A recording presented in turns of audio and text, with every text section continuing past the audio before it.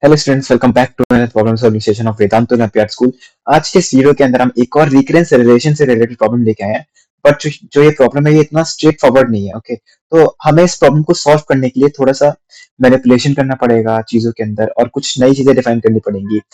और जैसे कि आपका एग्जाम बहुत पास में है, तो और इसीलिए मतलब मोस्टली मैं रिकरेंस रिलेशन या फिर कॉम्बी से रिलेटेड वीडियो पोस्ट करने की कोशिश करता हूँ, क्योंकि कॉम्बी एक बहुत ज्यादा इंपॉर्टेंट टॉपिक होता है इनमो के लिए। क्योंकि हर साल ऐसा होता है कि एक से दो क्वेश्चन ऐसे जरूर होते हैं जो कॉम्बी से आते हैं।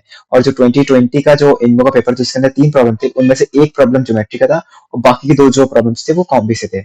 इसलिए जो कॉम्बी होता है वो एक इंपॉर्टेंट पार्ट प्ले करता है इनमो के अंदर। इसलिए मैं यहाँ पे ट्राई कर रहा हूँ कि मैं जितना हो सके उतना आपकी कॉम्बी को स्ट्रॉन्ग कर पाऊँ।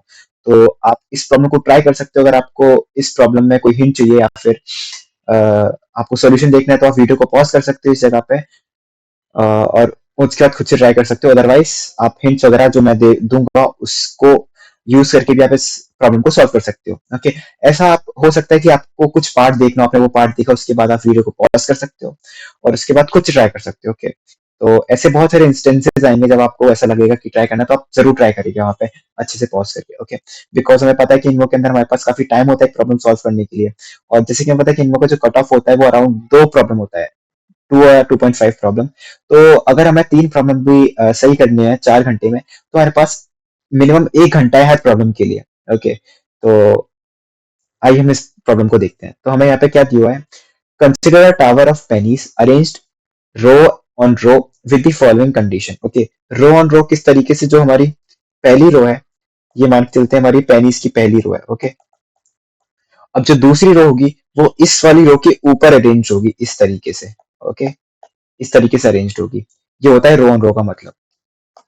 ओके, तो gaps are not allowed between any two pennies in a row. Okay, अब जैसे कि मेरी बेस लाइन है, मतलब जो बेस पेनीज है, बेस लाइन है पेनीज की, इसके जो ऊपर जितनी भी मेरी रोज होंगी उनके बीच में ऐसे गैप्स अलाउड नहीं है। जैसे कि मैंने यहाँ पे एक ये गैप कर रखा है, ये गैप अलाउड नहीं है। ओके, तो हमें ऐसे गैप्स बचा मतलब पुट करने से बचना है। ओके, उसके अलावा क्या कंडीशन दी है, each penny rest on 2 pennies in the row below. इसका मतलब ये है कि जो जितने भी मेरी आगे वाली पेनीज होंगी, जैसे कि ये वाली पेनी, मैं इस तरीके से पेनी को प्लेस नहीं कर सकता। ओके, मुझे पेनी को इसी तरीके से प्लेस करना होगी जैसे कि वो 2 पेनीज के ऊपर अरेंज्ड है। ओके, तो ये चीज है। और last, we do not distinguish between heads and tails. इसका मतलब क्या है कि आप इनको एक कॉइन की तरह मान सकते हो जिसमें हेड और टेल है ही नहीं, मतलब बिल्कुल प्लेन है वो। उनको मैं अरेंज कर रहा हूँ। ओके, तो ये 3 कंडीशन है। हमें यहाँ पे क्या दिया हुआ है, find a n the number of towers with n pennies in the bottom. Okay, तो जब मेरी बॉटम में एन पेनीज है, तो मैं कितने ऐसे टावर्स फॉर्म कर सकता हूँ। ओके, एन पेनीज, तो मैं ऐसे कितने टावर फॉर्म कर सकता हूँ जिनके जो बेस होगा उसमें एन पेनीज है। ओके, ये मेरा मेन क्वेश्चन है आज का।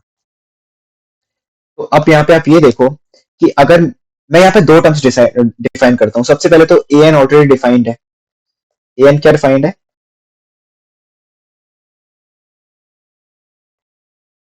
The number of towers with n pennies in the bottom. Okay, bottom row, ये मेरा ए एन डिफाइंड है। ओके, अब मैं यहाँ पे क्या करूंगा, इसी की तरह मैं बी एन डिफाइन करूंगा। बी एन क्या होगा, the number of towers with at most n pennies in the bottom.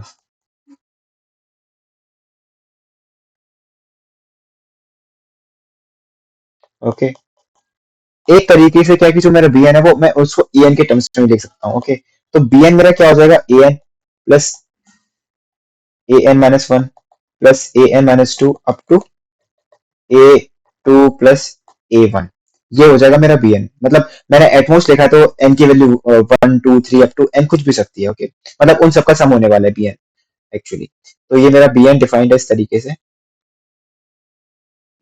अब मैं क्या करूंगा, मैं और ए एन और बी एन से मिला के मैं तो रिकरेंस रिलेशन फॉर्म करूंगा। ओके, तो उसके बाद मैं क्या करूंगा, उससे मैं एक रिकरेंस रिलेशन सिर्फ ए एन की टर्म से फॉर्म करूंगा और उसको मैं सॉल्व करने के बाद इस प्रॉब्लम का सॉल्यूशन पे हम अराइव करेंगे। ओके, तो ये हमारा मेन स्ट्रक्चर होने वाला है प्रॉब्लम का। अगर आपको वीडियो यहाँ पे पॉज करके ट्राई करना है तो आप इस वाली हिंट को लेके भी ट्राई कर सकते हो, ओके।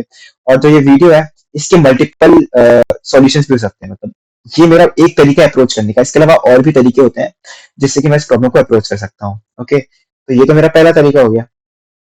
अब मैं यहाँ पे इस तरीकों को यूज करके प्रॉब्लम को कम्प्लीटली सॉल्व करने की कोशिश करता हूँ, ओके। तो सबसे पहले आप ये देखो कि अगर मेरे बेस में n पेनीज है, ओके, तो ये चीज काफी आप ध्यान से सुनिएगा। अब मेरे बेस में कितनी पेनीज है? टोटल n पेनीज है। मान के चलता हूँ मैंने इन n पेनीज को इस तरीके से अरेंज कर दिया, ओके। ये चीज करने से पहले हम क्या करते हैं, हम थोड़े कुछ बेस केसेस देख के ट्राई करते हैं कि A1 sorry A2 A3 A4 A1 इन सब की वैल्यूज क्या क्या होने वाली है, उनको मैन्युअली काउंट करने की कोशिश करते हैं। सबसे पहले A1 क्या होगा? A1 में क्या होगा कि जो मेरा बेस में सिर्फ एक पेनी होगा तो A1 की वैल्यू 1 हो जाएगी, ओके। तो ये मेरा A1 है। अब इस तरीके से मैं A2 काउंट करने की कोशिश करता हूँ। A2 क्या होगा? A2 में क्या होगा? बेस में 2 पेनीज होंगी, ओके, इस तरीके से। तो एक तो यही केस हो गया कि मैं इसके ऊपर कोई पेनी पुट ही नहीं करता हूँ। इसके अलावा एक और केस होगा जब मैं इन 2 पेनीज के ऊपर एक और पेनी पुट कर देता हूँ। तो ये हो गया A2, ओके। तो A2 की वैल्यू क्या होगी? यहाँ से मेरे पास A2 की वैल्यू 2 हो गई। अब मैं इस तरीके से A3 भी काउंट कर सकता हूँ। अब यहाँ पे A3 और A4 काउंट करने की मैं कोशिश करता हूँ। A3 क्या होगा? यहाँ से मेरे बेस में कितनी 3 पेनीज है, इस तरीके से। ये मेरा पहला केस हो गया। सेकंड केस ये हो जाएगा, थर्ड केस ये हो जाएगा, फोर्थ केस ये हो जाएगा और लास्ट एंड फिफ्थ केस ये हो जाएगा। तो जो A3 की वैल्यू है वो क्या होगी? वो हो गई 5, ओके। इस तरीके से मैं A4 को भी काउंट कर सकता हूँ। मैं A4 को यहाँ पे लिखता हूँ A4, मतलब मेरे बेस में कितने पेनीज है? मेरे बेस में टोटल 4 पेनीज है, ओके। सॉरी 5, ये मेरे बेस में 4 पेनीज है। एक तो केस ये हो गया। दूसरा केस होगा एक पेनी यहाँ पे, तीसरा केस सॉरी एक पेनी यहाँ पे, तीसरा केस पहली पेनी बीच में, चौथा केस क्या होगा? जब मेरी एक पेनी जो है बिल्कुल कोने में। तो ये मेरे 4 केस इस तरीके से बन जाएंगे। मैं सारे केसेस को ड्रॉ कर देता हूँ एक बार।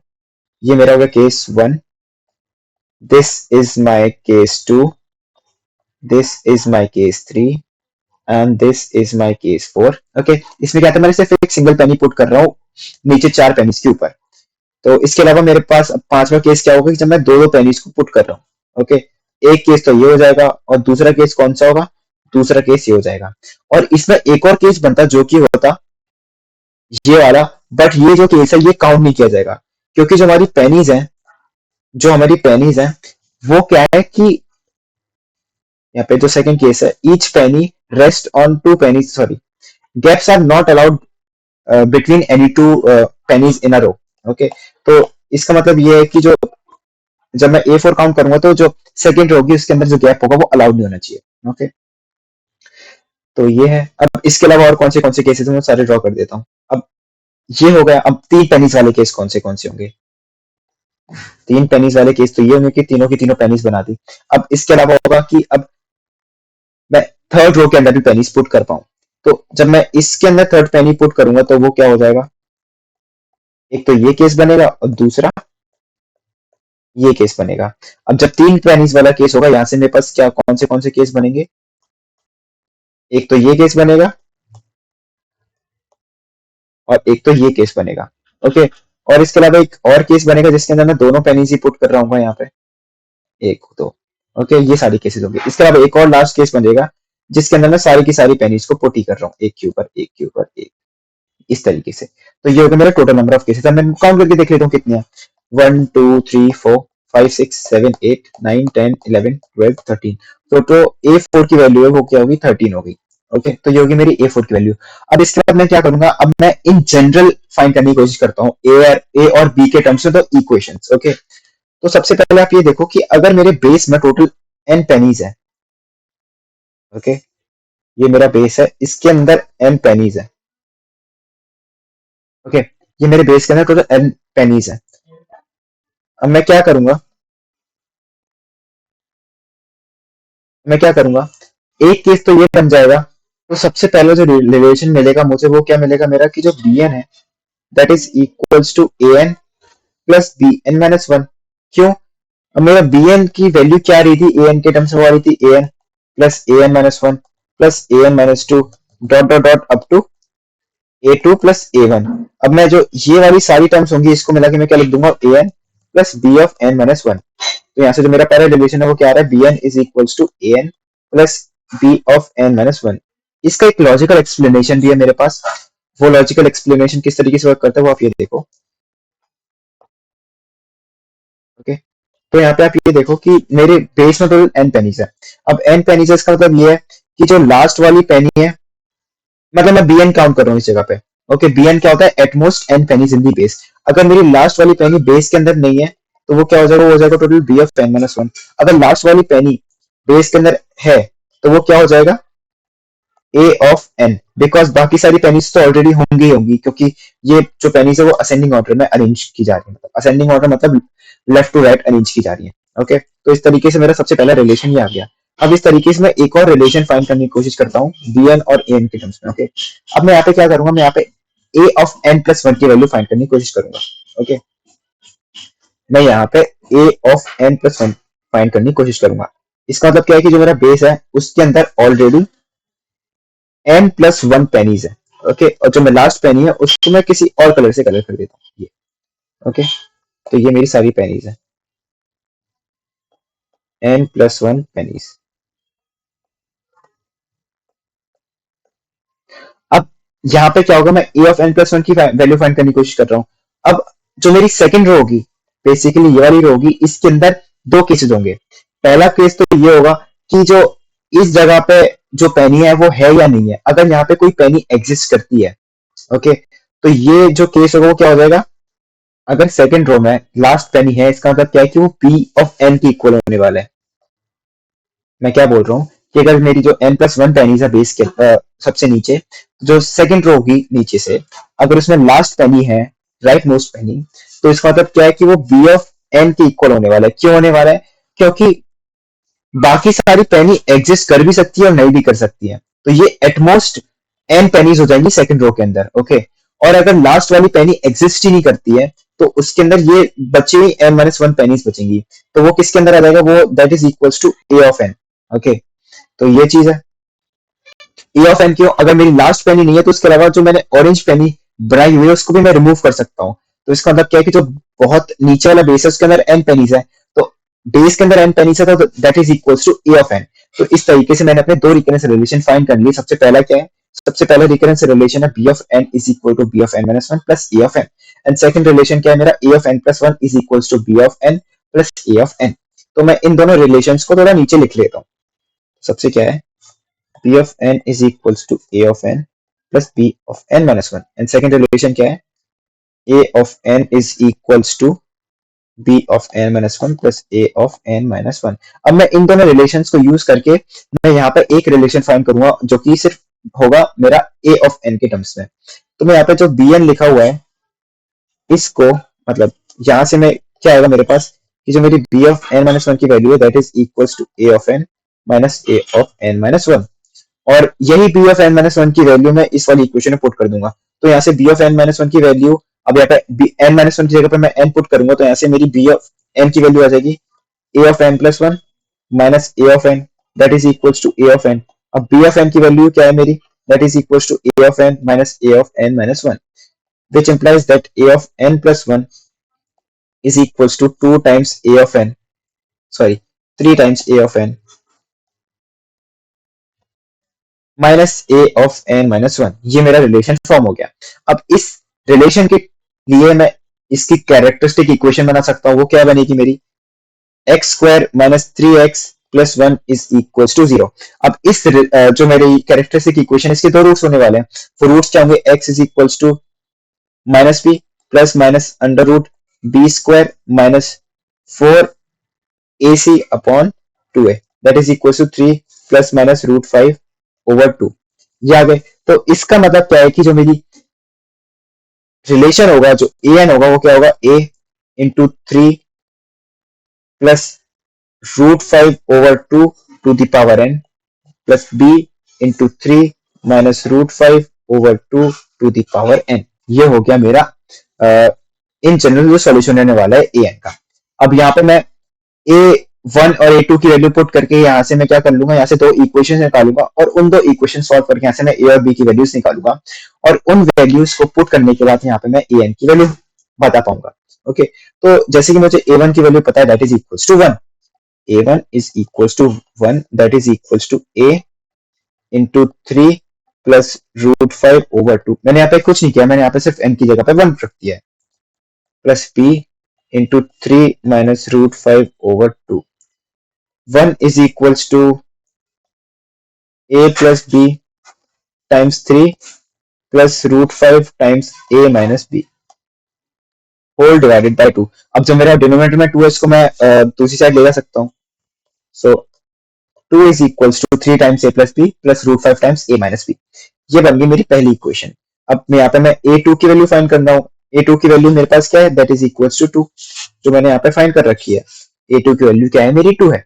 ओके, अब a2 की वैल्यू 2 है, तो यहाँ पे मैं n की जगह पे 2 रख दूंगा, तो ये होगा a into 3 plus root 5 by 2 का whole square, that is 9 plus 5 plus 6 root 5 over 4 plus b into 9 plus 5 minus 6 root 5 over 4। Okay, तो अब यहाँ पे ये देखो कि अब मैं 4 को दूसरी साइड ले जा सकता हूँ, तो यहाँ पे आएगा 8 is equals to 14 times a plus b plus 6 root 5 times a minus b।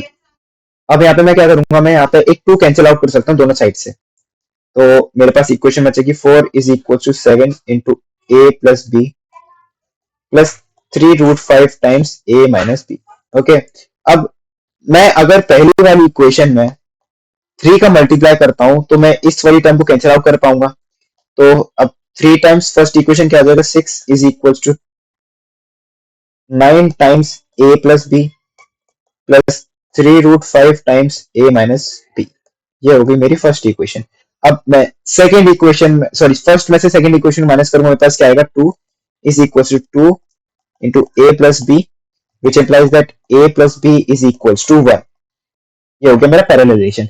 अब इस तरीके से मैं a प्लस b की वैल्यू इस वाली इक्वेशन में पुट कर दूंगा, तो यहां से मुझे a माइनस b की वैल्यू मिल जाएगी। तो मेरे पास क्या है, 2 is equal to 3 into a plus b plus root 5 times a minus b। Okay, तो यहाँ से a प्लस b की वैल्यू मैं यहाँ पे 1 पुट करूंगा, तो ये आएगा 2 is equal to 3 plus root 5 times a minus b which implies that a minus b is equal to minus 1 over root 5। Okay, और यहाँ पे a प्लस b की वैल्यू क्या है, दैट इज इक्वल टू 1। तो यहाँ से क्या आएगा, मैं दोनों को ऐड करूंगा तो a की वैल्यू आएगी, और एक में से दूसरी को सब्ट्रैक्ट करूंगा तो b की वैल्यू आएगी। अब जब मैंने ऐड किया तो a की वैल्यू क्या आई, 1 minus 1 over root 5 whole divided by 2, और that is equals to root 5 minus 1 over 2 root 5। b की वैल्यू क्या आएगी, तो वो आएगी मेरी 1 plus 1 over root 5 by 2, and that is equals to root 5 plus 1 over 2 root 5। Okay, ये आ गई a और b की वैल्यू। अब मैं यहाँ पे a और b की वैल्यू सब्स्टिट्यूट करूंगा, sorry this is b। a की वैल्यू क्या है मेरी, root 5 minus 1 over 2 root 5 into 3 plus root 5 by 2 to the power n। और सेकेंड इक्वेशन क्या है मेरी, root 5 plus 1 over 2 root 5 into 3 plus root 5 by 2 to the power n। तो ये हाँ क्या मेरा इस रिकंसिलिएशन का आंसर। तो जो मेरी an की वैल्यू, यही मेरी वैल्यू आने वाली है। अगर आपको कोई इस प्रॉब्लम से रिलेटेड डाउट हो, या फिर आपको कोई पार्ट समझ में ना आया हो, तो आप मुझे कमेंट सेक्शन में पूछ सकते हैं। And please subscribe to Vedantu olympiad school for more upcoming videos. और अगर आपको ये वीडियो पसंद आती है तो प्लीज आप कमेंट सेक्शन में मुझे बता सकते हैं। And thank you.